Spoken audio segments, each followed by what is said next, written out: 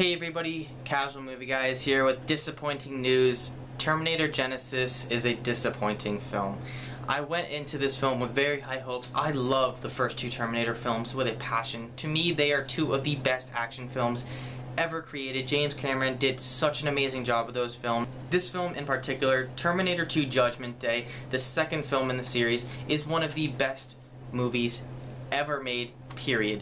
It is not just an action film made for guys who like to see explosions. It has a deep and emotional impact, and you can connect with all the characters. Even Arnold Schwarzenegger as a Terminator, you can connect with him, you feel for him. And just throughout the film, it just feels so smooth and flowing. The writing was so well, the plot is good and interesting, the characters are interesting and you feel for them. The action is fantastic, especially for the time period it came out in. And now we have Terminator Genisys.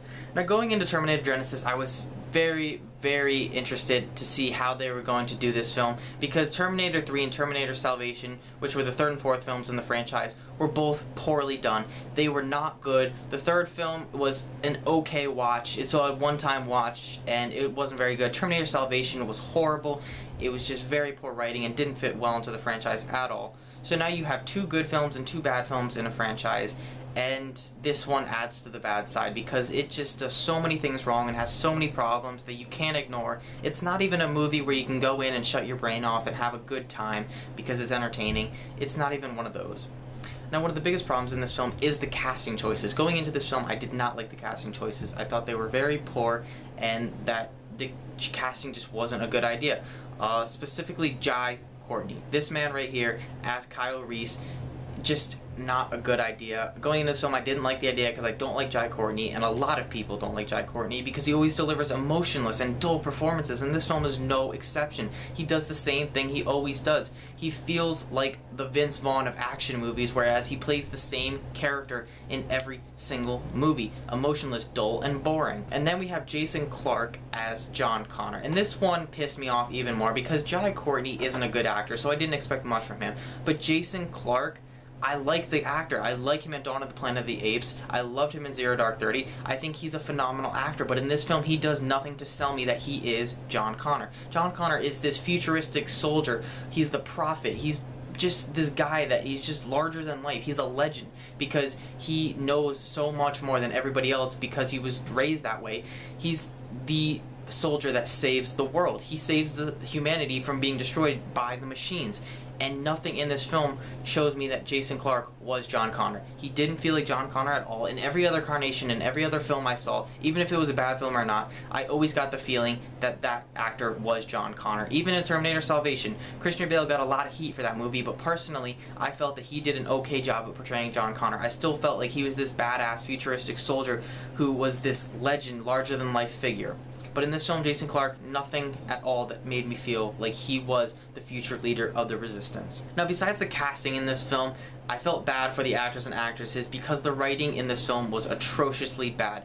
There was very bad lines of dialogue in this film, very cheesy and out of place, which made the film feel very choppy, and the scenes were constructed poorly. It just felt like the movie didn't flow well at all. And that was a huge problem for me. It took me out of the movie so much because it didn't know where it wanted to go, and that was so apparent when you were watching it that it was thrown into your face so many times that this film just doesn't know what it wants to be. Now, another problem in this movie is that it takes time travel and uses it way too much.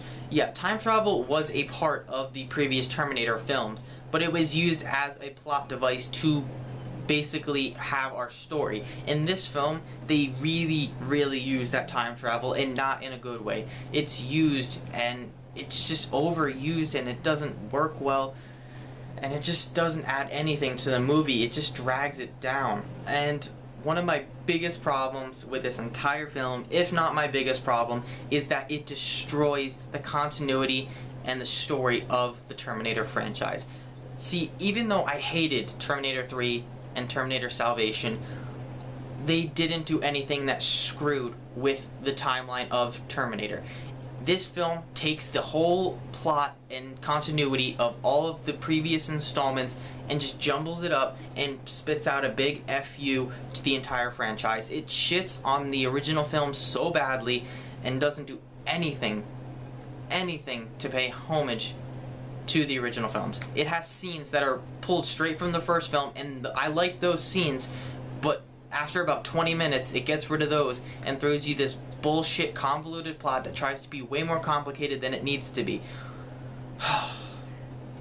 I'm gonna make a video later on, I don't know if it'll be tomorrow or the day after, but I'm gonna make a video in the near future explaining all the timelines for those of you who are confused, because even after a second viewing of the film, yeah, I saw it twice, I'm gonna make a video that it kind of explains everything and what's going on so that you guys aren't completely lost when they spit out another crappy Terminator sequel.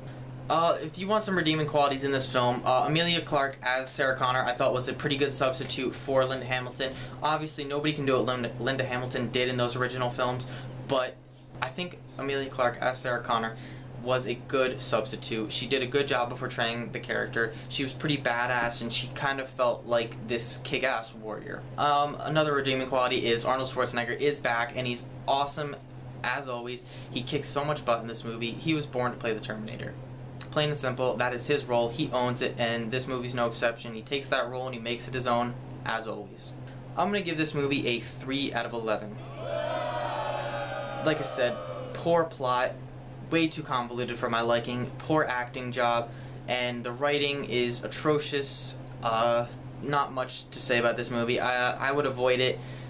If you really like the original Terminators, I suggest you still don't go see this, because it will piss you off even more, because this pales in comparison to the first two films. I did like it more than Terminator 3 and Salvation, regardless if it did screw up the entire continuity and timeline of the films, but overall it was a better film than the third and fourth installments, but not nearly as good as Terminator 1 or 2. I'm the Casual Movie Guy. If you want to hear more from me, you should definitely hit that subscribe button. Make sure to like this video, check out some of my other ones, and I'm out.